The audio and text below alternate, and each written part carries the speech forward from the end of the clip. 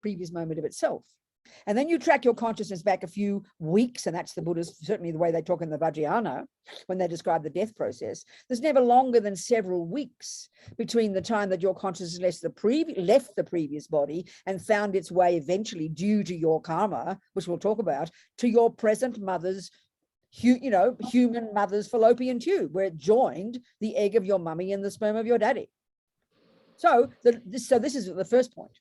Consciousness then, so well, maybe I began the previous life. Maybe I began 42 lives ago. Well, no, because this is the one key point. And this is something when Lama Zopa Rinpoche started teaching Western people in the 70s, the early 70s, one of his first topics would be this concept of the beginninglessness of mind. As nutty as it sounds to us, as bizarre as it sounds, we have a deep impulsive view that everything must have a beginning, a first cause. And this is a fascinating concept, because in the Christian teachings, I know the Catholics, I was a Catholic, they have these detailed philosophical discussions about how there can indeed be a first cause, capital F, capital C. And of course, for the Buddha, this is the most fundamental argument. You cannot have such a thing. Such a thing cannot exist. Such a thing cannot be viable if you posit this law of cause and effect.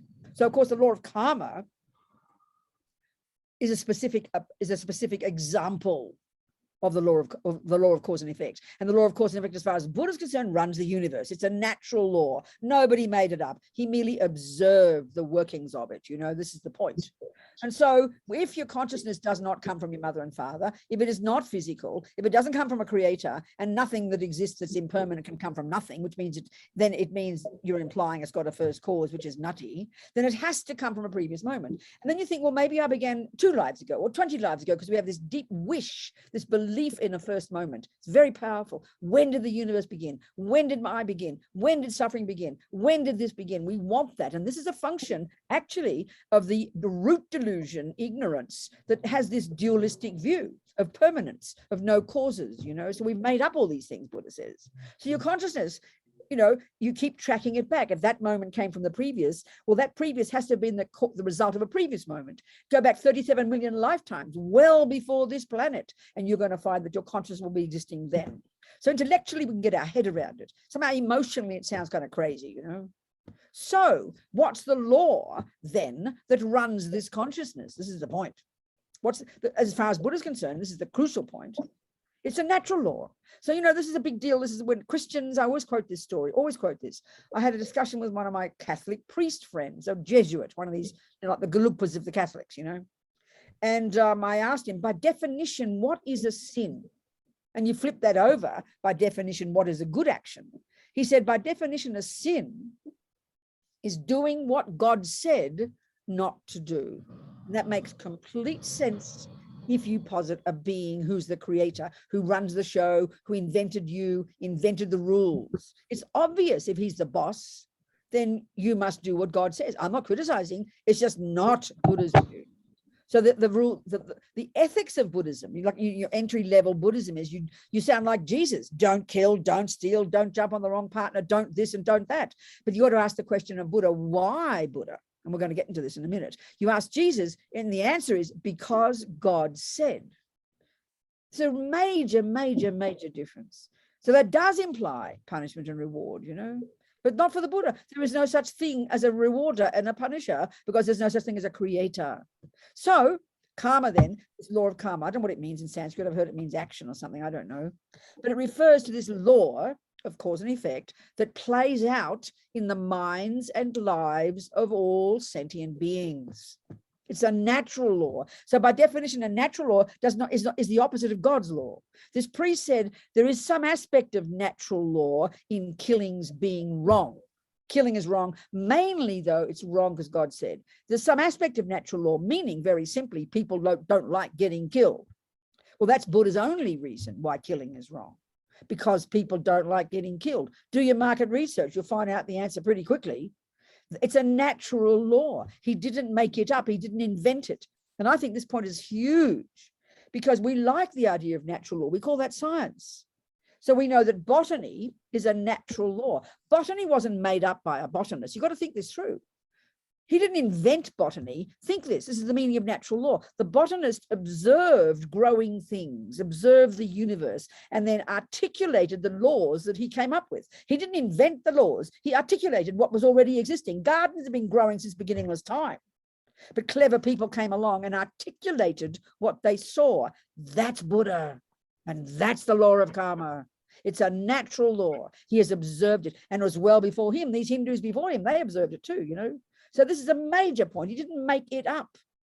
There's no, I mean, there are Buddha's rules. Like he's at the conventional level, you know, when the groups of monks and so-called, and the people started gathering together, he started making rules. He got to have house rules. You don't do this and you don't do that, you know. And then he saw that the monks, when they were, you know, begging for their dinner, then some would put the rice on top to hide the veggies because they wanted more veggies. So a rule came along, don't put your veggies under the rice. And so all these rules came. Now they are Buddha's rules, but they're not natural law. They're not natural negativities, you know, they're prescribed ones. There are those, but the fundamentals of the universe, the way it runs, the way it exists, what is happy, what is suffering, what is good, what is bad, they are natural laws. This is a huge point to get, you know.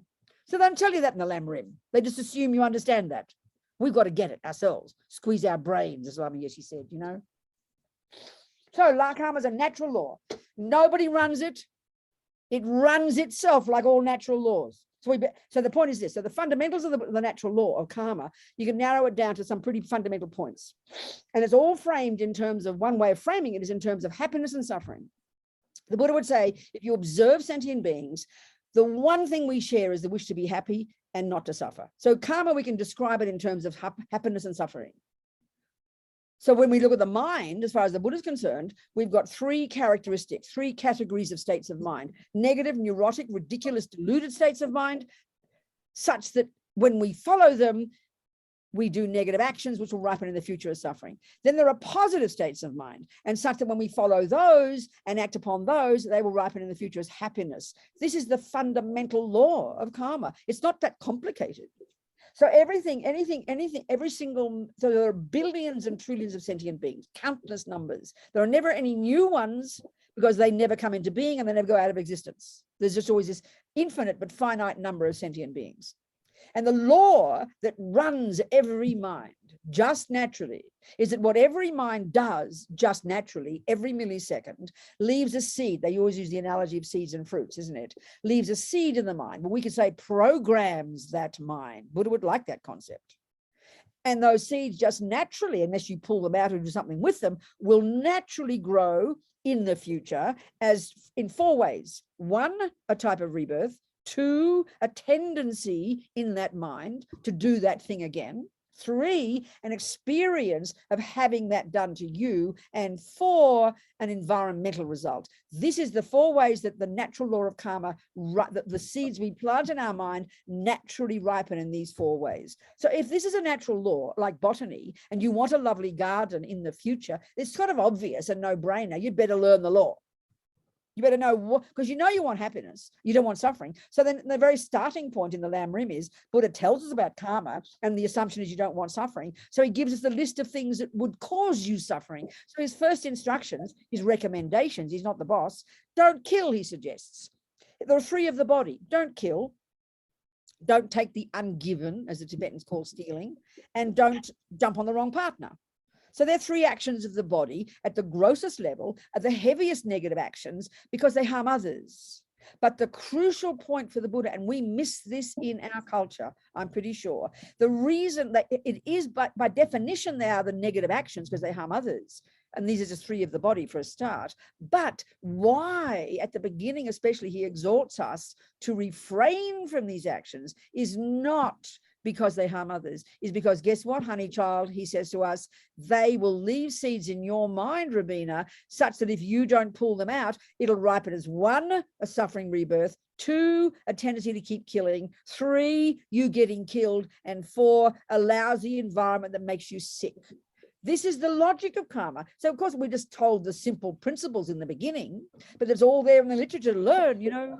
So you flip that over And you can deduce by not killing, it'll give you a good rebirth. By not killing, you wake up in this next life with no tendency to kill. And by not killing, you won't get killed or die young. And by not killing, you'll have a delicious fat environment to be fat and healthy, and everything that you eat will make you fat and healthy, and you'll be comfortable and all the rest. So this is the logic of karma. So the beginning stages, he gets us to refrain from 7 little actions, 3 of the body, 4 of the speech, and then the last 3, he gets us to begin to harness the crazy mind. This is the starting point, the 10 non-virtues, the starting point for the Buddha, taking this natural law of karma, exhorting us to attempt to control our behavior in this way. And the reason is why, Robina? Buddha says to me, because Robina, you don't want suffering, and these will cause you future suffering. But all we hear is, oh, I'm a naughty person, I killed somebody, I'm going to get punished. That's the default mode of our guilty, neurotic, dualistic mind. We run to that assumption automatically. So it takes time to hear it in this kind way that Buddha's putting it. Just like your doctor says, don't smoke, Robina. And then you'll say, why not? And so you should. And she won't say, because I say so. That's how we think of it. We're children. That's Jesus. It's okay, but not Buddha. She doesn't say, because I say so, because we know, we trust this doctor. She's looked into it. She's observed from her own experience that smoking could cause you to get cancerous lungs. And she knows you don't want suffering. So she says, Robina, don't smoke, I beg you, because she's trying to be kind to you to prevent you from having future suffering results. Now, if you were thinking it as punishment, which is this ridiculous view that we all have, then it's like you go home, oh, my doctor's not here, out come the Marlboros, oh, I won't get cancer, my doctor doesn't see me smoke. We would be laughed at for such childish behavior. But that's how we think of morality. It's ridiculous. But it takes us time to process this, Buddha's just being kind. But of course, when you hear the Tibetans talk, they're the most fundamentalist the way they talk. They're like hellfire and brimstone, like you can't imagine. But it's still not punishment. It's not anybody punishing you, but we can't help but hear it as someone out there punishing us, We've got to get past that one. It's a natural law, and Buddha's trying to give us advice about how to quit suffering, for God's sake, which flips over as being how to get happy. He gives us his advice. So everything we think and do and say sows seeds in our mind, necessarily, naturally. It's a natural law. So karma starts with the mind, starts with thoughts. Intention, I will, is the meaning of karma, mental action. Then you've got the body and the speech that are the servants of the mind that carry out the mind's wishes. They're the heaviest actions we do. It's driven by the mind, but then you get your hand and you stab somebody. So that's an action usually starting with your mind, and then the hand does the action of killing, So it's a natural law that runs the universe. Everything we think and do and say will either produce happiness or suffering. There's a third category called it'll produce neutral feelings, for neutral experiences. We'll forget about that one. Who cares? That's all part of it, but never mind about that. So it's a pretty straightforward and pretty intelligent presentation of Buddha's view of the universe coming from his own observation and his kind and wise advice about how to prevent your future suffering. But we yell and scream and shout about it and get guilty and neurotic and feel we're bad people. We have all this dualistic rubbish in our minds, That's the essence of karma, okay? Now we can go into details. Are there any questions first? Any questions? I have a question. So is the karma or the extent of karma different if you were to kill an insect versus a deer versus okay, all these details. You will go into details. Yes, absolutely. There's no question about that.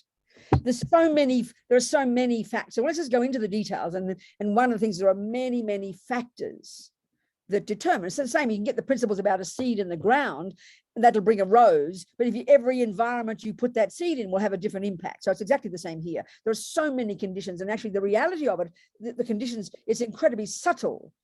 The variations of these, it's so nuanced and subtle. And they say it's one, until we're really highly evolved, we can't begin to see the intricacies of it. So we start with the simple principles, like with botany, so we start with that, and then we'll go on. So, okay, let me just give the principles then. Start with the principles. We've started with the basic principle that everything we think and do and say is a karma, if you like, that sows a seed in the mind that when it meets the right conditions will ripen as either suffering or happiness, or infinite variations of these, So let's just, okay, give the basic principles. Okay, so there are four. I find this so helpful to understand that there are four ways I mentioned already. And if you look at your life, think of your life. These are the four ways of categorizing into four categories your life. One is the type of person you are, animal, human, whatever it might be. So in our case, we're human. That's like a miracle, although it's not a miracle, it's logic, the result of a very powerful, non-conscious, intentional, non-killing karma. Because killing is the heaviest one, and so it can bring the heaviest results in terms of rebirth. You know, as we know, Buddha asserts a whole range of types of rebirth, not just human. We know that. So non-killing, for example, and as Lama Zopa would point out, practiced, no doubt, in the context of, in not just even living in a spiritual practice in the past, but practice in the context of keeping vows of non-killing. And we'll go into vows. It's a major part of understanding karma. So that one of those karmic seeds in our little our petrol tank or our bank vault of delicious, intentional, non-killing karmic seeds was triggered at the time of our death. And it's all very precise, the way the death process is described in the Vajrayana. And that seed then, even before you stopped breathing, that seed was already triggered, and already you were programmed even before you stopped breathing. We ourselves, each of us, was already programmed to go to our very particular own mother's human fallopian tube several weeks later. Or that's already determined even before you stop breathing in the past life. That's the first one. Now, naturally, the other three will ripen in that rebirth. So the second way, the second track of karma, and those seeds would have been all triggered then to fit with this human person called Robina, all the tendencies in her mind. So that means whether she's got a tendency to be good at football or music or killing or stealing or being intelligent or being good at math, whatever the tendencies are, this is the second track of how your karma ripens, your mental tendencies. It's the same for the lion, for the ant, whatever it might be. So that they're all those millions of seeds are already triggered to at that time that will eventually manifest as your personality, basically. You do not, this is a huge point, you do not get your tendencies from your parents. This is an impossibility of the Buddha, because it's the mind, and your mind does not, one fraction of your mind comes from anybody else but you. So of course, for example, my mother was a classical musician, and she saw her little Bobsy, that's me, and she could see that I had some musical tendencies. So the logic, the way we say it is, oh, well, Robina's good at music because she got the genes from her mother. Well, no, she got genes, yes, but not music. That's a tendency in Robina's mind. So you could argue that my mother was good at music because she'd done it before. Then I was good at music because I had done it before. Both of us brought these tendencies into that life. And then conveniently, I got born as her daughter, and then she taught me music. She didn't give me music. By her teaching me, she helped nourish my musical tendencies. So this is the major point that underpins all of Buddha's practice, is that everything in our mind is our own. It comes from our own past tendencies. If we don't get this, we fall into this trap of blaming the Catholic nuns who beat you up, blaming your mother for doing this, blaming your father. And that's the view of the world. It's really it prevails. So we've got to really think this logically through, how to put these two seeming contradictions together, because they're not contradictions. So your mind is yours, and it comes from whatever you see in your mind. Anger, being good at football, you've done it before, baby. I mean, you know, you look on YouTube, I look at some of these little children playing Bach, 6 years old, 5 years old, beyond genius. I mean, you can't believe your ears and your eyes. I mean, the only way you can explain it, isn't it?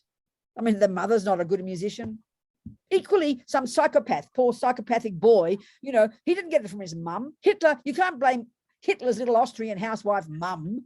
It's like ridiculous. And that's what we do in the West. We think it's coming from the parents, but this just doesn't fit, Hitler brought his own tendencies with him. This little boy this little Russian boy I watch on the YouTube, he brought his own tendencies to be good at music because he's done it before. So this is the logic of cause and effect, You bring your own mind fully programmed into this rebirth. Now, the third way our karma ripens in this life, it's very fascinating, this one. It's called The second one is called, if you like, tendencies similar to the cause, which is having done them before. Well, the third one is called experiences similar to the cause, which is obviously what happens to you at the hands of others. Now, this is the one that we find really tough. You know, we can't cope with this one. Because we feel naturally, because we don't have clairvoyance, we believe that mummy made me, daddy made me, I didn't ask to get born, it's not my fault. And then, you know, someone comes along, there's Ramon comes along and punches me in the nose on the street. Of course you think like you're an innocent victim. I didn't know that fella. Why, I don't deserve that. But if we don't have the view of karma, I mean, wow, that's how we think naturally. So the view of karma hugely informs this view. If we're trying to be Buddhists, it's up to us to take this view. No one's forcing us. That's why, for me, I always use the example. Let's say I always tell the story about these. When I was 2003, I was based in California running the prison project, Liberation Prison Project. And then Richard Gere, as we know, is a good little Buddhist. He was inviting His Holiness to come to New York, and he wanted to do a little thing with ex-prisoners. So he invited former ex-prisoners, and then some people like me who worked with people in prison. And it was a very moving day. They talked all about their suffering. It was a whole cross section of Americans, black, white, male, female, you know, the whole works. Puerto Rican, Mexican, or whatever. So anyway, they had a lovely day, all day talking and discussing their suffering and their dramas of being in prison. And they met His Holiness. It was wonderful. And I remember Richard also invited 2 young Tibetan nuns who'd been tortured and sexually abused in prison in Tibet for several years. So they were talking about their suffering, you know. I mean, this is a massive example to really point out the view about karma. And so it was very clear to all these Americans that these young women, if you wanted to quantify suffering, this probably was the worst, you know, but it was evident that they were not angry. And this is, I mean, I could spend the rest of the day just on this concept. This is the intimate relationship between the poisons, attachment and aversion, and the view of karma. They have a very intimate relationship. So we know, let's say, anger. Listen to what anger says.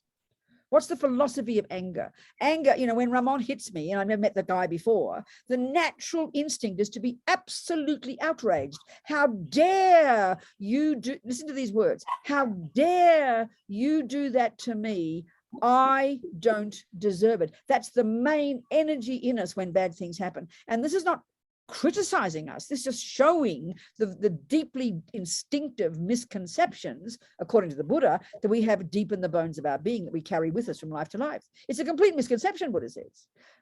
You know, if you've got a past life, Ramon and I have got some karma. There's no way in the planet, if karma is a natural law, that I could bump into anybody that I haven't met before, or that I could have anybody do anything good or bad that I hadn't done to them before. This is the simple logic of this law, as shocking as it is to us, because we really do believe there's no logic to why bad things, there's no logic to why good things happen, but we never ask that question. We don't care why, just give me more, you know. Anyway, these young women, they were not angry, they were sad, tears were there.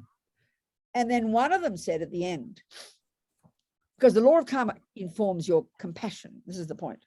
She said, and of course, we had compassion for our torturers because we knew we must have harmed them in the past. But then she said, and we knew that they would suffer in the future as a result of what they did. This is the fundamentals of karma. And in the first stages of the Lam Rim, this is all about oneself. That's why we learn the Four Noble Truths. It's not about somebody else's suffering. Buddha's telling us why we suffer and how to prevent it.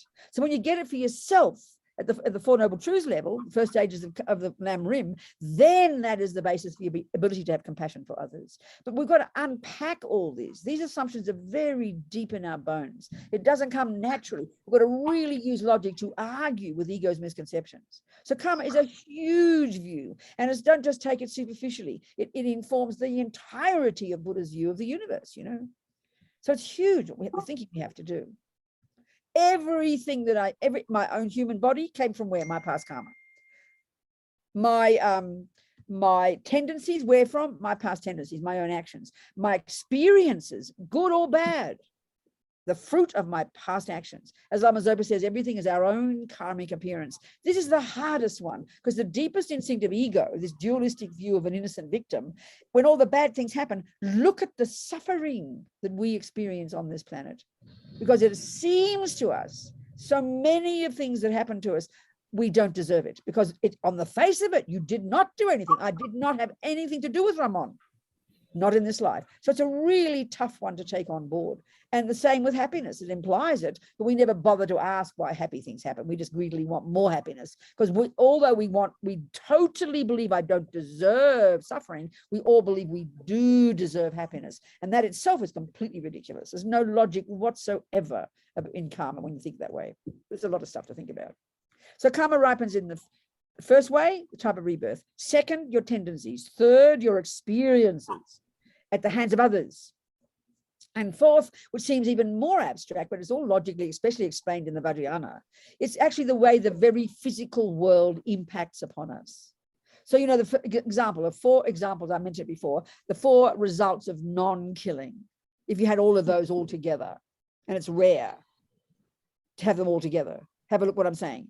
First, you get the human body. And then because you've lived in vows in the past, you've programmed your mind with conscious decision not to kill, then that informs then your second type of way of karma ripens. You will be born with a tendency not to kill. But look at the world, people.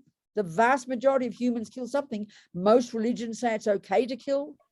So it's to be born with no thought to kill anything is a pretty unusual person. And that's the logic of the result of living in vows. That's the miracle of vows.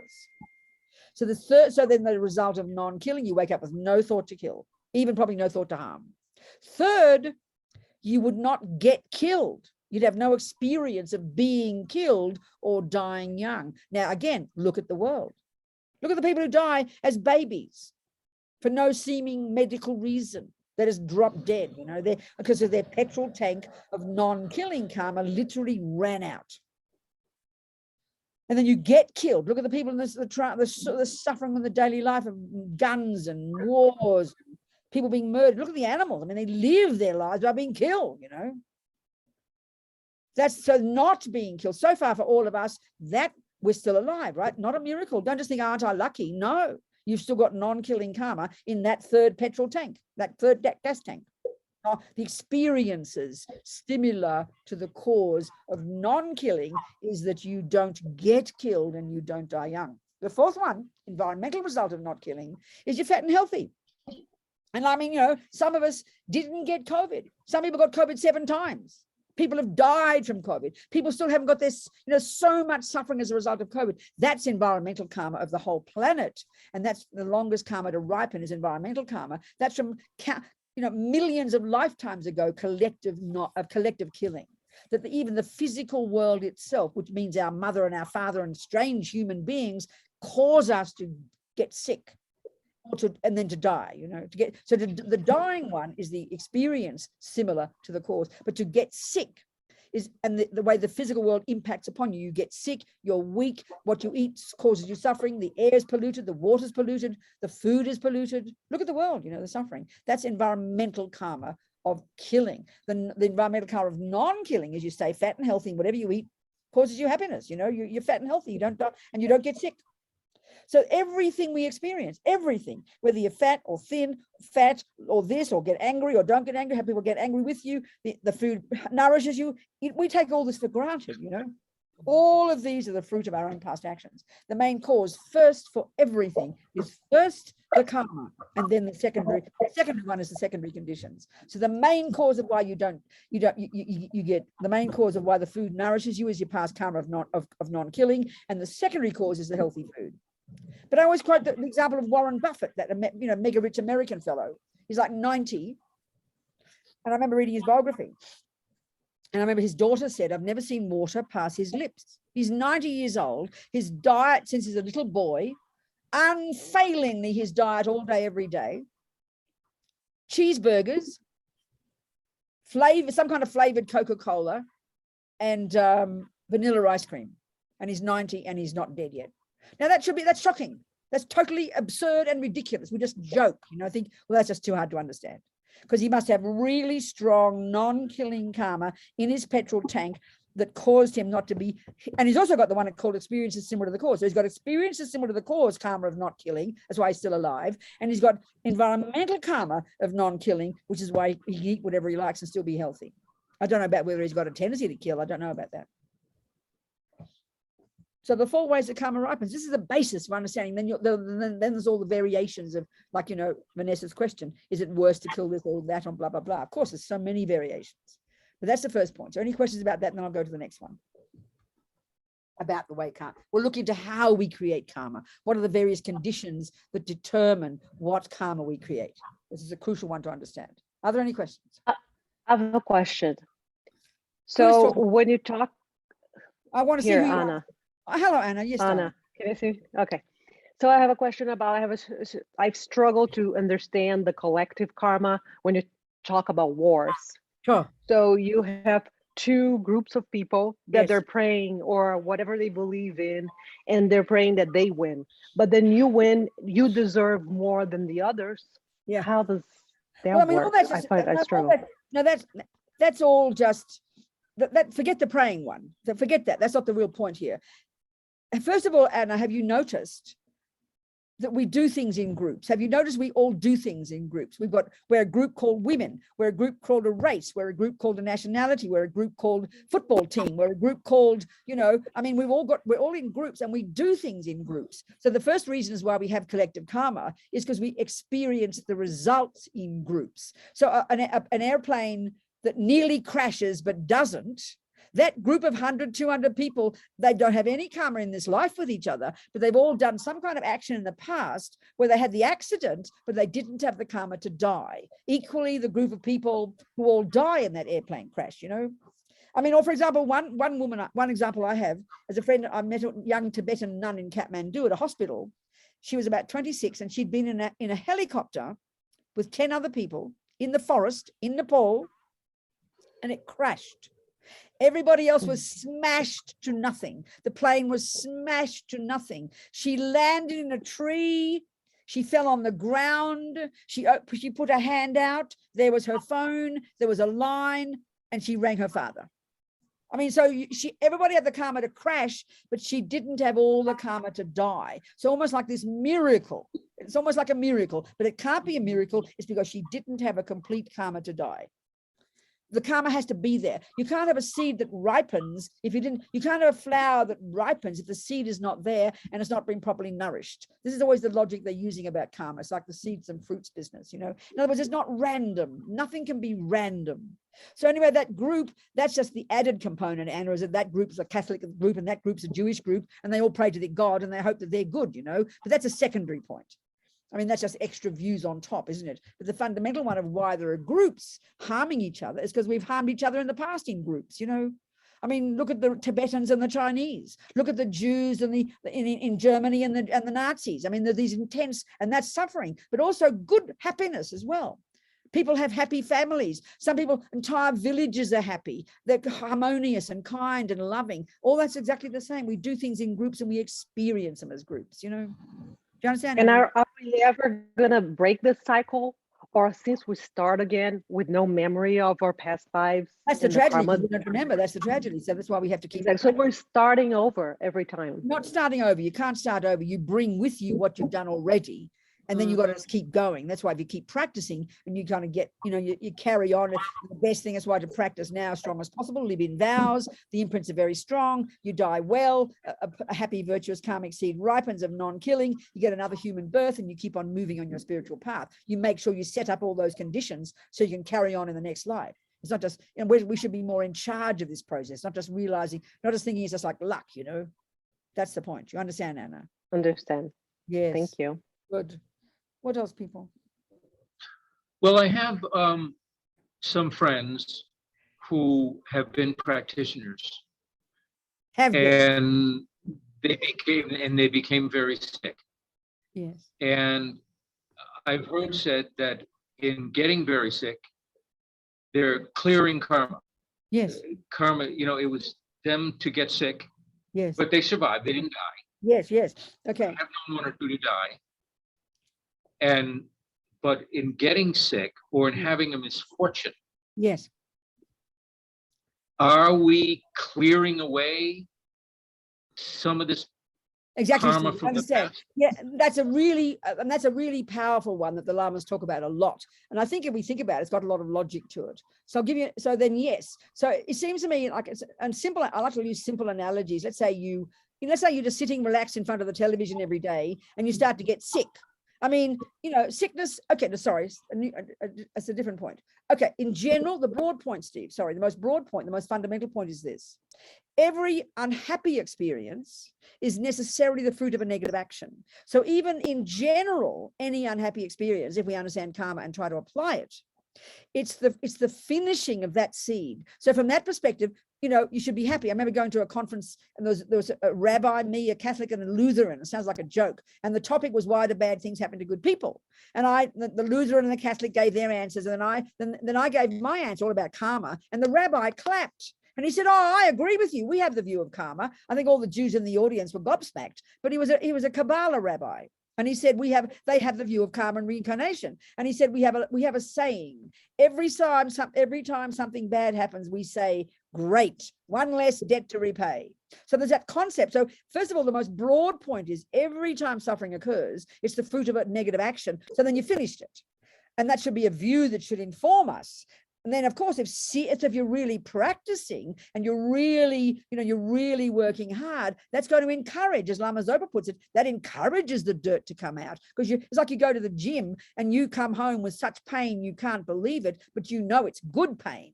It's not bad pain. You get my point here. It's exactly the same with karma. And that's a very major view that if we're brave enough, we can apply. I mean, one of our friends, I always tell this story, Roger, an Australian monk who's been in meditation retreat off and on 3-year, 4-year retreats for the last 30, 40 years. And at one point, years ago, he said to me, he was out of his brain at some point with intense levels of rage and aggression and arrogance. He was really going crazy mentally, and he was really distressed. And he went to Lama Zopa, and Rinpoche laughed and laughed and laughed and said, "Fantastic, the dirt has to come out. The dirt has to come out." So it's a very real, and I think there's some logic to it if we think about it, So we should interpret it better. That otherwise, it's naive to think that only lovely things will happen. It can indeed improve your virtue. Absolutely, practice can. But sometimes when the karma ripens, they say that the karma can ripen more quickly, and you get rid of it now than having it much worse in the future. It's kind of like crashing into a tree instead of crashing into human beings and dying. So the crash is still the fruit of karma, but it's not as bad as it would have been. It's because you've been practicing. That's how they talk about it, Steve. Yeah. Thank you. Okay. Yes, Lorna. Hi. We had a situation up here in Canada a few years ago in a small town in Saskatchewan, and it was a busload of a hockey team of hockey players going off to another town for a game. And there was a transport truck on the highway, and they collided. The truck ran into the bus, and most of the players, people on the bus, were killed or maimed, and it was just a horrific tragedy. Yes, that's right, but the bus driver, the truck driver, and I've always wondered about this, the truck driver immediately, was terribly remorseful about what had happened, pleaded guilty so that the families wouldn't have to relive the trauma going to court, was willing to go to prison and basically pay his dues. And I'm just wondering how that incident, one, it was an accident, so he didn't have the intention to run into the bus, but I'm just wondering his compassion at pleading guilty so the families wouldn't have to suffer anymore. Very marvelous, isn't it? It's amazing. Very Yeah, powerful. so how would that possibly affect him karmic wise? Oh, incredible. There's no question. I'm going to go into that now about the conditions that are there when we create karma. That's a very wonderful story. I think it's a very moving story. That's extraordinary, the compassion he had. So Yes. from him, you could say, I mean, he was that, nothing can happen randomly. So there was some karma, obviously, from whatever lifetime ago, when somehow he had been harmed, and so here he was harming in return with no intention. And this incredible compassion, of course, was amazing for him. So much purification for him. Extraordinary. Very moving. Yeah. But let's go. So, okay. Yeah. There's Greg. Hello, Greg. Hello, Venerable. Thank you for Yes. your teachings. Yes.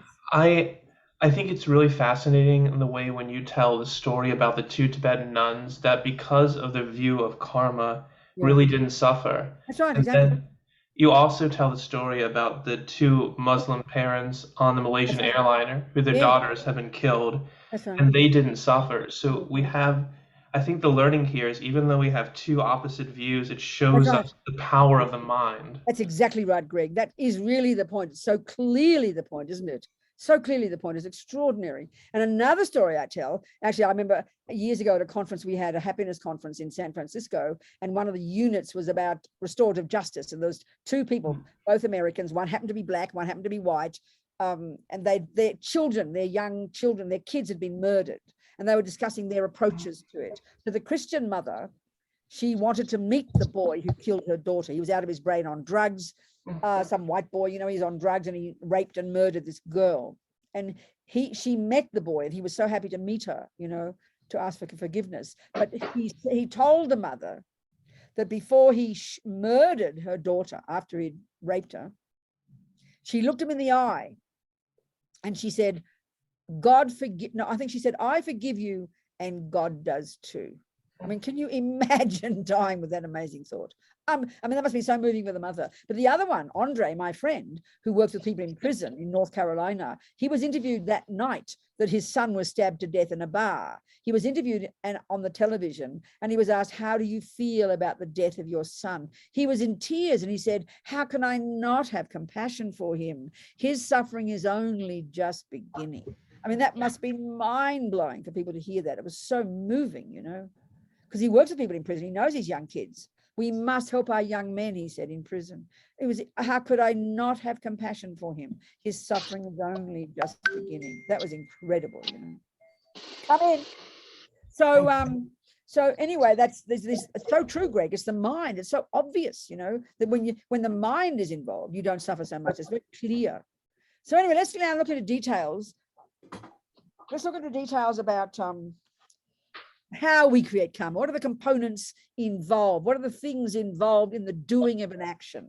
And it's kind of fairly fundamental, because once you get the principles, like growing a garden, and there are a million variations according to the weather, blah, blah, blah. There's some noise. Somebody's hasn't got their, they're not muted. There's all this banging around, but I can't see any cameras off. Never mind. Anyway, so, okay, let's look at this. So there's different ways that karma ripens. Like I said before, one is a type of rebirth, and that one's called a complete result, a complete karma. And there are four, in order for a type of rebirth, there need to be four things in place when you do the action. So let's give an example of not killing. The conscious, intentional action of not killing. So first, obviously, the first is there has to be the object of the action. And in the case of killing, it means a sentient being. So let's say there's that mouse in your kitchen. Number one, let's say it's, you know, Ramon in the kitchen, and he sees there's a mouse there. The first thing of the four is there's a mouse. It's a living being. Now, the next one is his mind involved in it. And this is the crucial piece. And there's more than this to it. I'm keeping it simple, but the two crucial pieces there are, one is intention. So don't use that meaning here as meaning he had a good intention. We use it like that, but intention is much more bare bones. It really is I will. It's like volition. It's very fundamental. It's neither good nor bad. It's I will. But then what informs it and causes it to be negative or positive, and this is the crucial piece, is the second part in the second point, motivation.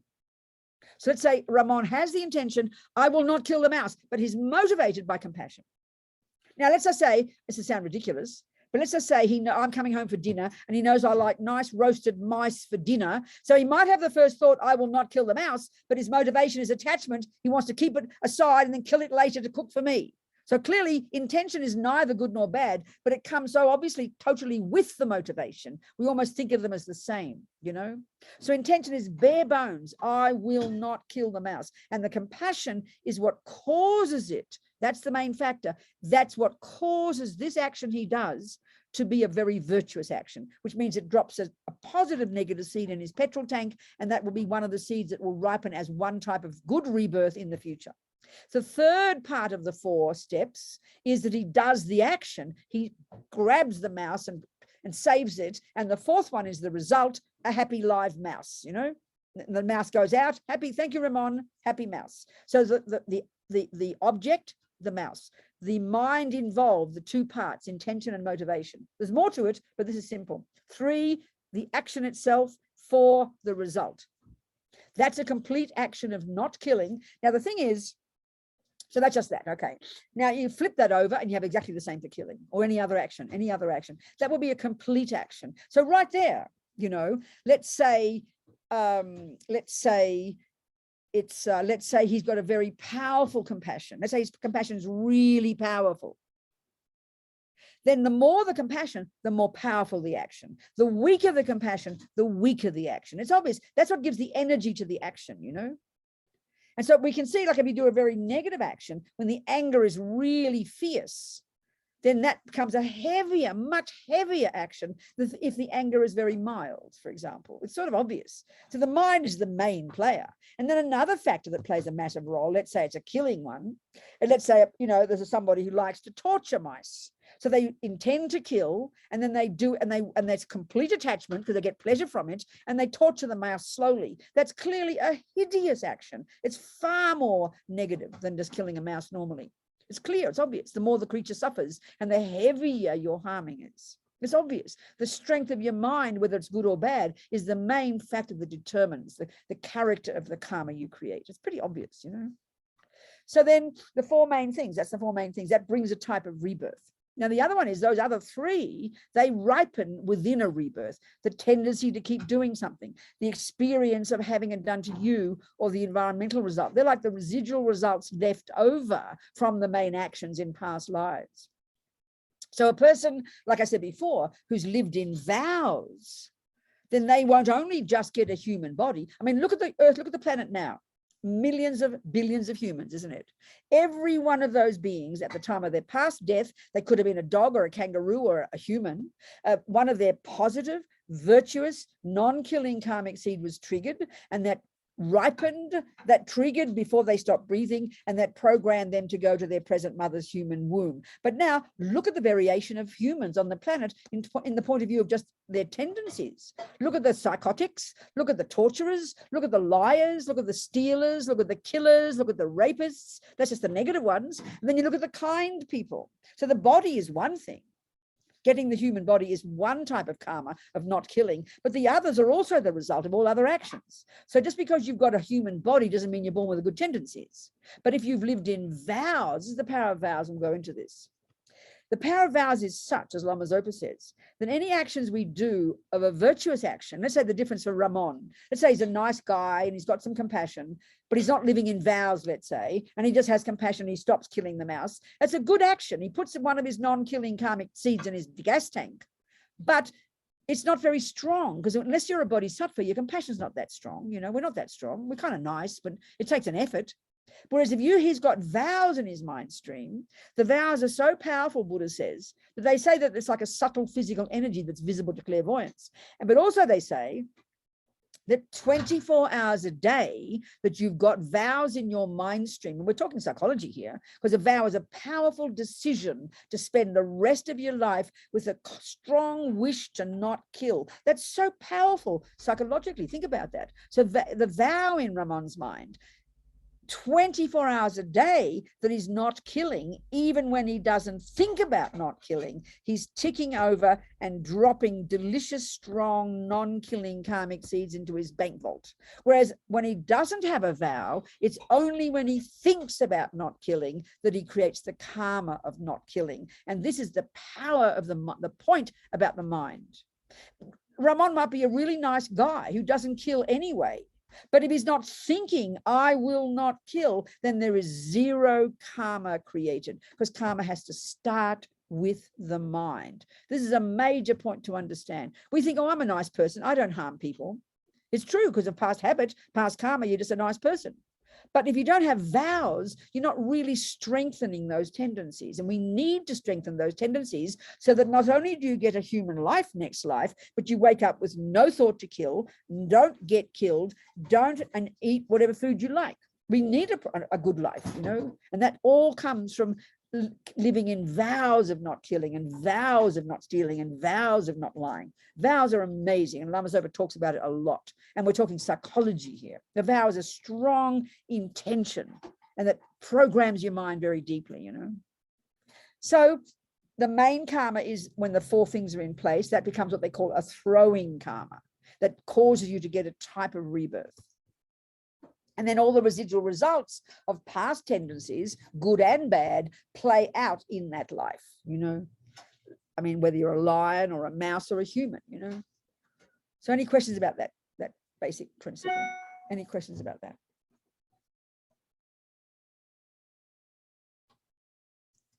Nothing? Yes, I've got a question. Good, go on. Yes, Venerable Robina.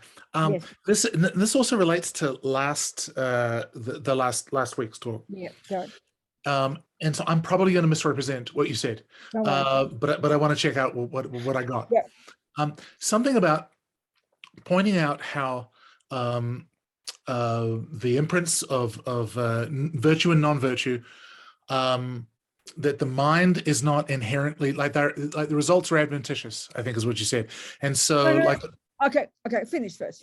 yeah, so you were saying that therefore negative karma could be removed from the mind stream, right? And the effects of. However, you said something, if I got it right, something about that positive karma or positive imprints on the mental continuum have a different quality, and that they can be like infinitely expanded or something That's like right. that. That's right, exactly.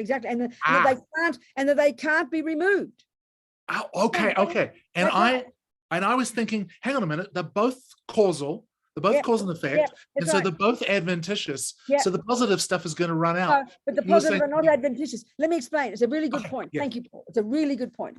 The point is this, that the negative actions, negative states of mind are states of mind that are not in sync with reality of dependent arising. The reality that runs the universe, the reality that is the natural law of the universe, is that everything exists interdependently. No one made that up. It's like cause and effect. Cause and effect is an example of interdependence. And the fundamental law for the Buddha about how things finally exist, it's the absence of that lack of interdependence. So the presence of interdependence, of things interdependently related to each other, that's the reality of how things are. So now, anger, for example, is an over-exaggerated, distorted, neurotic, fear-based, I-based mental state that exaggerates the ugliness of somebody, is fixated and ridiculous. So it is adventitious insofar as because it is not in touch with reality. It's the opposite to interdependence. It's the exact opposite to interdependence. Because it's not in touch with reality, it can be removed from the mind. Whereas love is a connectedness with another. So as soon as there's connectedness, that's an implication of interdependence. And because love, even though it's still a convention, and it's interdependently related to another, that's always going to be there. You can't destroy that from the mind. It's kind of an interesting concept. Do you get my point a bit, Paul? But let's I absolutely. let's look at the logic of how you can remove anger from the mind. And the key point is this: the delusions are also, they're called afflicted emotions, they're called afflictions, they're called disturbing emotions. That's the key factor that we're in touch with. They're so painful, but what drives them, what is in the core of their being, is that they're misconceptions. They are distorted assessments of something. Therefore, they're not in touch with reality. So now I'll give a simple example. If you're teaching me how to add up numbers and I say, I'm trying to learn, and I say, oh, 1 + 1 is 2, 1 + 1 is 1 plus, and I say, I make the wrong mistake by accident. I say, oh, 1 + 1 is 3. Oh, Robina, it's not, you know it's 2. And I'll say, oh, you're absolutely right. 1 + 1 is 2. Now listen to this. 1 + 1 is 3. You agree it's a thought, isn't it? It is a thought, isn't it? In my mind. And so we all know from the conventional point of view of math, it's a misconception. You agree with that? It's a misconception, isn't it? It's still a thought, and it's a very powerful thought in me if I really believe it. Yes. So then 1 + 1 is 2 is also a thought. Do you agree with that? Yes. But it's in sync with reality. So what happened when I said, you're absolutely right, Paul, 1 + 1 is 2. So what happened to the previous thought, 1 + 1 is 3? What happened to it? It's gone. Gone like a puff of smoke. And what made it go? Well, it kind Keep of it simple. No, keep it simple. yes. It's like No, I'll answer you. I'll tell you the answer. What made it go is seeing the truth. That 1 + 1 is 2. So true. That's how you become a Buddha. This is how you become a Buddha. A Buddha is a person who's removed all delusions from the mind and is finally their mind is in sync with reality. Because the truth, the wisdom in the mind, working hard at it, has removed the lies from the mind and they can never come back again. That's how you become a Buddha. So how about the positive ones then, to flip it? That's what I'm talking about. They're in touch with reality. They can't be removed. Right. So love is one because of interdependentness. All the virtues, love, kindness, empathy, intelligence, benefiting others, patience, interconnectedness, all these words we know that are related to that connect beings. The delusions separate beings. It's the opposite of interdependence. So patience? All of them, they're all virtues. Yes. They're not finally, I mean, they're not totally true within reality because until you realize emptiness. There's still, when I'm compassionate to you, there's still a feeling of self-existent Robina having compassion for self-existent Paul. But when I realize emptiness, then the virtues will be really valid. And you cannot remove virtues and are at the core. It's like pollution can be removed from the water, but H2O can't be because that's what water is. So the virtues are like the components of the mind. And when the mind is perfected, there is only virtue and wisdom. That's it. That's beautiful. You understand? Yes, I do. Yeah, well, to the degree that I understand anything. It's encouraging though. Isn't it? Yeah, Okay. no, it's more than encouraging. That's inspiring. Yes. That's good. Thank you. Appreciate it. Okay, darling. Good one. What else, people? Yes, Lorna. So Robina, just back to the truck driver. Yeah. I'm just wondering if you could analyze that incident and the karmic impact on the Well, yeah, driver. clearly there's some karma between him and this group of people, who knows, 1,000 lifetimes ago. They somehow harmed him and the karma was still there.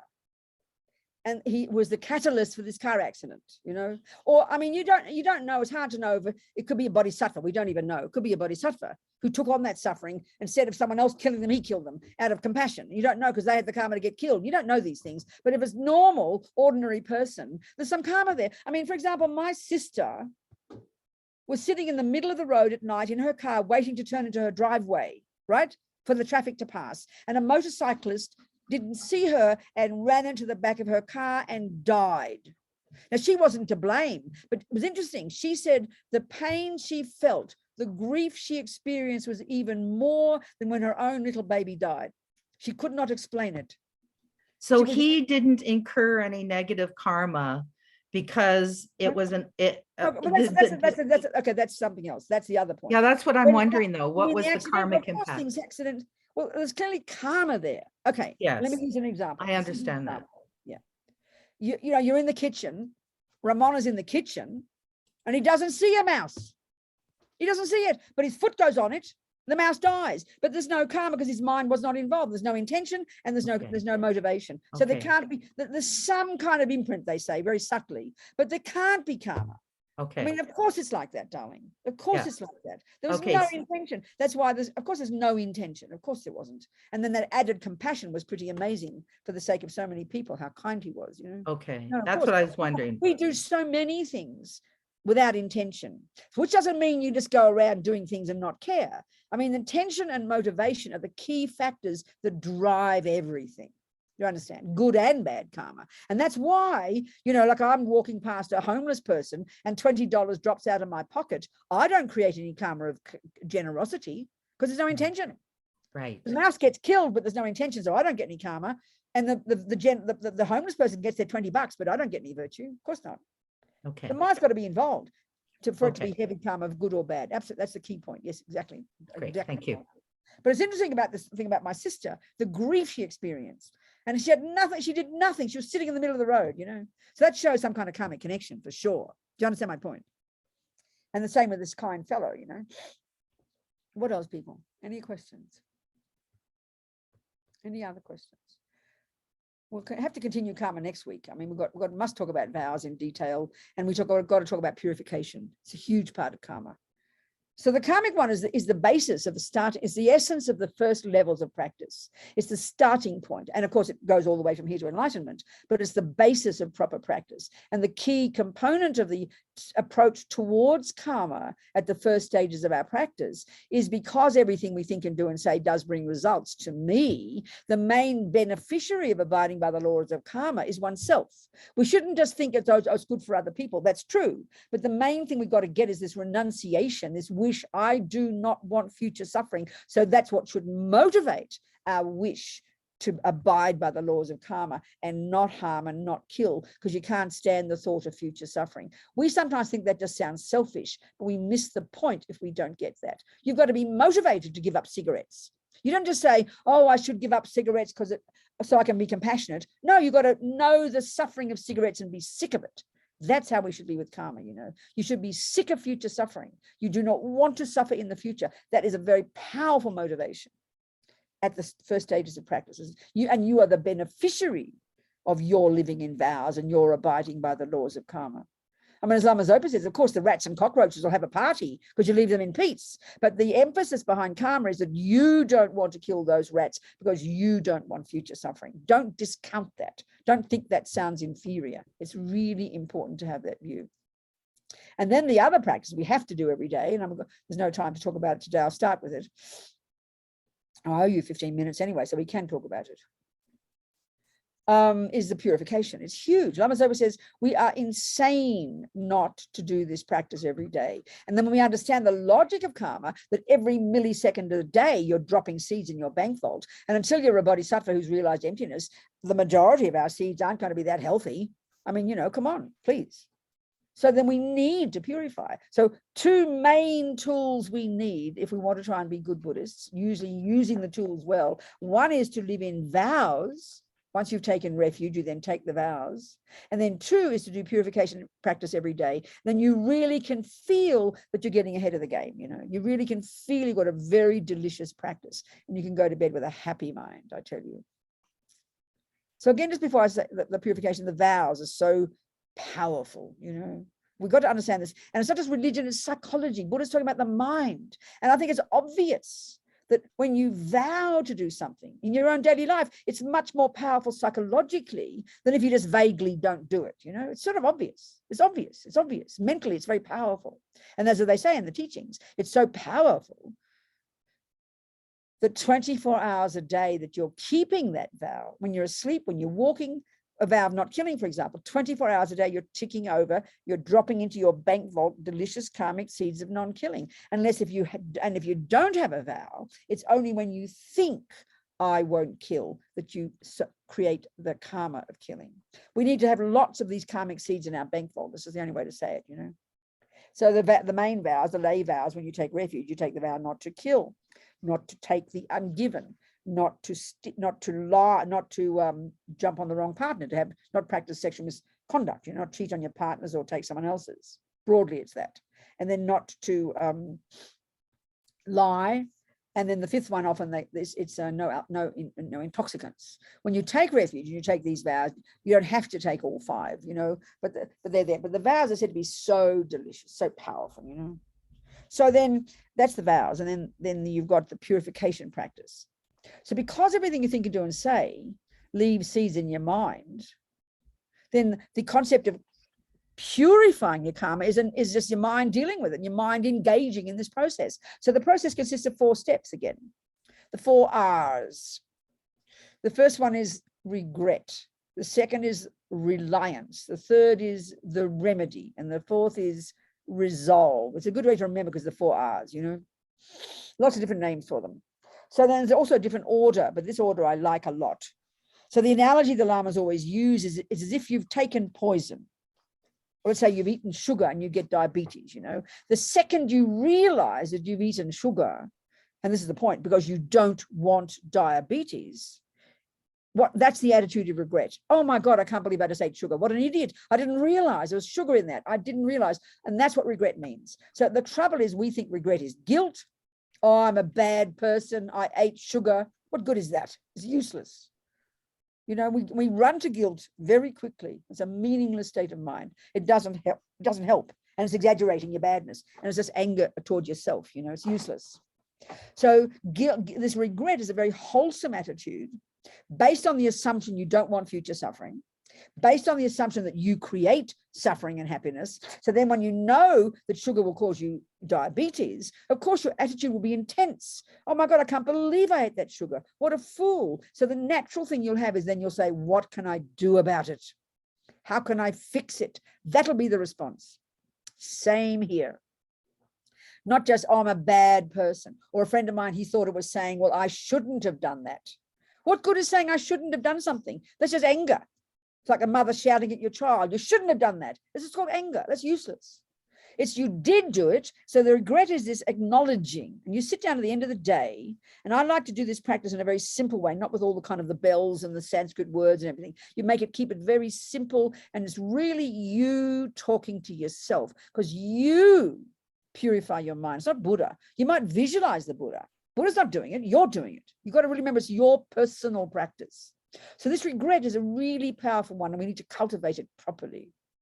So, you know, you check on the day, you kick the dog and you badmouth your mother and you whatever you did, you recognize, you recall the things you've done maybe today with your body and speech to harm others first. And you would acknowledge and you'd regret. And it sounds like this. Well, I did do that, you know, and I really regret that because it's going to cause me future suffering. It's not compassion for others yet. This is the major point to remember. The second point is compassion for others. If you like, this point is compassion for yourself. They don't call it that, but it's a good way to put it. It's like this, what did I eat today? Did I eat sugar? Did I eat that horrible food? And you've got compassion for yourself because you know you don't want to get sick. Well, I did eat that sugar, and I did eat this thing, and I did eat that, and I don't want future suffering. It's that attitude, but we have to cultivate. We usually just talk to ourselves in a guilty way, beating ourselves up. It's like ridiculous. It's a really wholesome attitude. So then you think of your own habits in the day. Then you think of all this life, the things you've done in this life. So I often remember my abortion when I was 23, was now having the view of a Buddhist. That consciousness, when they died, programmed their mind with one of their virtuous karmic seeds of non-killing to go to my human womb, that karma, you know. And I mean, I know the second, I mean, I'm trying to be too personal here. It just shows how when you come into the womb. I remember that second when I was with this boy back in 1968 when I was 23 in London. I remember it vividly. I knew that second I was pregnant. I didn't say it was a consciousness because I didn't use those words, but that's how karma is. A person comes to your womb and it's at that second that they come to your womb. I knew that second I was pregnant. So this person had karma with me.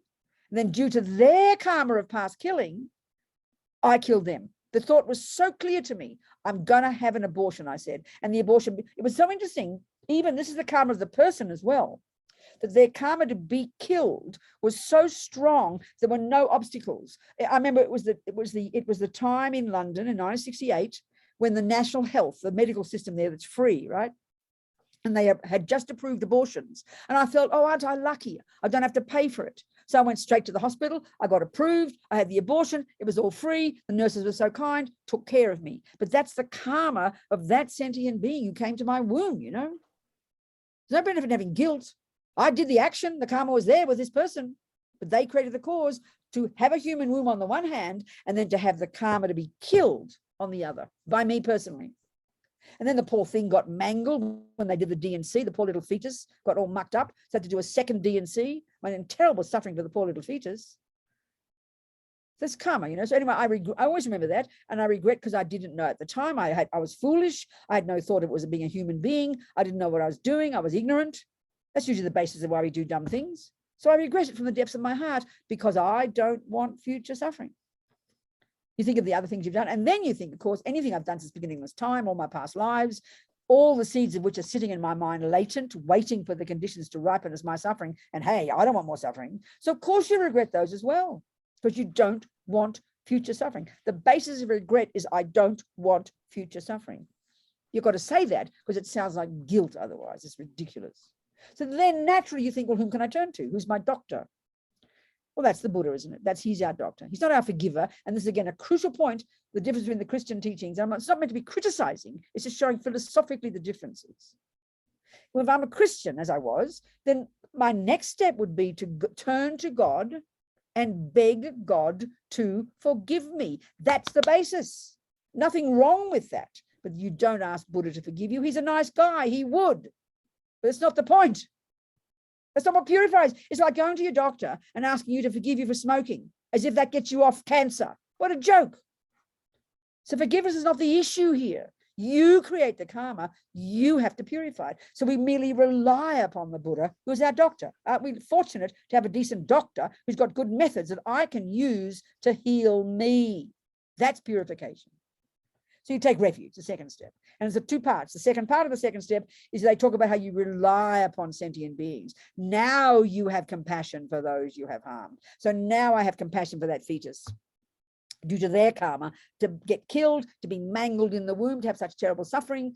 I have compassion for those I've harmed, compassion for the creatures I've harmed, compassion for the boyfriends I cheated on, whatever. Now you have compassion, second step, and you purify for their sake. The third one is you take the remedy. Now, I mean, there's a whole medicine cabinet of remedies, you know, they often call this one the antidote. So the obvious antidote to everything is doing the opposite in your daily life. That's a very excellent antidote. You need to do that. An antidote to killing is you help people. An antidote to stealing is you give. But the key antidote, the one all the Lamas praise is the most potent, is any practice relating to the Buddha because of the power of enlightened beings. So the typical one we all do, as we know, as Tibetan Buddhists, is we visualize a particular version of Buddha coming from Vajrayana called Vajrasattva. It's a variation of the Buddha, you know, so you visualize Buddha above your head, and then you do this visualization. As your mind, Buddha's not healing you, you are healing yourself. It's your mind imagining nectar coming. It's your mind saying a mantra. It's your mind purifying your mind. Got to remember that. It's not just religion and God's doing it and some miracle, you know, it's just so superstitious. And the fourth step is you resolve not to do again. You resolve, if you've got vows, you reiterate your vows. I will never kill. I will never steal. I will never lie. And that strengthens that habit in your mind. And then that protects you from having to even meet the conditions in which you might need to kill, because you're changing your karma. This is the most powerful practice. And then as Lama Yeshe says, you go to bed with a happy mind, you know, because there's no karma you can't change. You're cleaning up your, it's like you're doing your weeding at the end of the day, you know. As Lama Yeshe says, that, you know, we create negativity with our mind, so we purify it by creating positivity with our mind. And also, as Lama would say, the power of purification is of these four steps is the power of the regret, the power of the reliance and the compassion, the power of the remedy, and the power of the resolve. It's your mind that does it. That's it now. Ask me some questions about that, if there are any. I had a question, Venerable Robina. This is Well, Elizabeth. let's, oh, I'm sorry, go ahead. Go on, sure, then you chat next. So then Go you ahead, Elizabeth. speak next. After, who's the first person who's talking? This is Elizabeth. Oh, good, Elizabeth, talk to me, darling. Hi, I just had a question about the vows. I've been interested in taking them. But I was Yes, just wondering how you recommend doing that. yes, exactly. Are you part of this group? Are you part of Laguna? Are you part of the group? I'm part of Lama Yeshe. Oh, okay, good. Well, then the center should request somebody to do it. One of the teachers who comes to the center, you should request. One can do it online. It's up to the center to ask one of the teachers they invite to give refuge and the lay vows. That can be done online, absolutely. Okay. You should ask the center to organize it, whoever they'd like to ask. Those, I mean, in the FPMT, some of us have been given permission. For example, I've been given permission by Lama Zopa to give refuge and lay vows. So then the center, whoever runs the center, needs to know, you know, who's got permission to do it within the FPMT, and then they invite that teacher. It's up to them to invite who they like. Or individuals can also request a person that they like. They're very welcome to do that. If you like a particular teacher, you can ask them personally. Okay. Understand, darling? Thank you. What's your job at Lama Yeshe House? You got a job there, or are you just one of the hosts? I'm on the board, and okay, I'm just kind of helping out while we look for a new program director. Oh, okay, good. Okay, well, who's the director now? Heather is moving into that role. Okay, well, then we anyway, had but Catherine. Okay, well, you guys on the board are sort of running things. You should decide between you whom you'd like to invite to do this. It's up to you to decide among the teachers you know, and you can invite them to give refuge and lay vows. You understand that? Okay. Yeah. It's up to you to decide. All right. Thank you. All right. Good, sweetheart. Go on, people. What else? Yeah. Anybody else? Done. I think we're done. I have a question. Good, sweetheart. Good, Vanessa. So I'm gonna be honest, I do kill bugs. I try not to, but there's some in my houseplants and I'm too attached to my houseplants. So, I mean, knowing that, is there a way that I can, I don't know, like lessen the karma or just not kill them at all? Well, Vanessa, I'm going to leave that with you. Because I think you know all the answers. You've heard these teachings for a long, long time. So if somebody said to you that eating sugar causes you terrible sickness, and if you ask the question, well, I just can't help eating sugar because I like sugar so much, is there a way I can keep eating sugar and not get sick? Well, there might be some ways, but maybe you've got to make a decision. I mean, the answer to it, the key answer is the only way that for you, the only one that the answer will come with conviction is when you think actually as much as you can about the meaning of karma, what it really does mean. That everything you think and do and say leaves seeds in your mind that ripen as your happiness and your suffering. If you can really, like with health, if you can really get that, your answer will be clear to yourself. I think so, Vanessa. Do you understand, darling? I'm sure you do. Yes. Yes, Greg. I have a question regarding the Bodhisattva vows. Yes. One of my biggest challenges in life is sort of the self-centered thought is really strong in my mind. And so I just end up acting selfishly more often than not. And I remember what you said that Lama Yeshe told you, which has been really powerful for me, that there's nothing wrong with your heart, dear. It's just your behavior. So I was wondering if, taking more advanced vows would be beneficial. I mean, I think it would be to help sort of constrict or guide my behavior. Well, there's no question. There's no question, Greg. So let's look from that perspective. Let's really analyze what a vow is using ordinary language, because we hear it as a religious thing. But if you think about it, if you learn to drive a car, just a simple thing like driving a car, if you had to write down every tiny instruction that you had to learn, I think you'd find there would be hundreds. Would you agree with that, Greg? Yes. And every one of them is a vow. You vow not to put the foot on the accelerator at the same time as the brake. You vow not to turn the wheel left if you're going to turn right. I mean, think of it that way, and you program your mind with clear instructions. That's how you become a good driver. So if you want to become a bodhisattva, there's 46 secondary vows, and each one, they're in groups related to the 6 perfections, and they're very precise instructions about how to shift your thinking from doing what's best for you to consciously doing what's best for another. We need to train our mind. You can't just drive a car automatically, and you can't become a bodhisattva automatically. Yes, of course it will benefit you, but you've got to study them. People go, oh, I've got the bodhisattva vows. What are they? Oh, I don't know. Well, you can't say you're a driver if you don't know the instructions. Right. Of course it would be beneficial. There's no question. Thank you, Venerable. Good. Thank you. Okay, people, time to go. Thank you, darlings, so much. And next week I'll meet you again. We'll talk about whatever we're going to talk about. We can carry on talking about this topic as well, whatever. And forgive me. I mean, maybe Vanessa, you got to give me a call 5 minutes before or something. Or I will do that next week. I mean well, but I just forget. I'm ridiculous. I've got somebody in the daytime reminding me at 15 minutes and at 5 minutes, but she's in London, so she goes to bed, you see, at night. So she doesn't do it in the evening. I'm sorry about it, but next week maybe you do that and I'll remember. Thank you, darlings. Much love to all of you. Thank you so much. So much. Never give up, and keep thinking and keep analyzing and keep working and never give up. That's the key one. Thank you for all your Tina. Thank Bye, you. darling. Cheat the lake. I hope to see you, everyone thank next you. week. Thank you. Take care. Bye. See you See next week. everybody. Bye. Take care. Take care of it. Thank you very much for Yeah. doing this. Good night. We'll see you next time.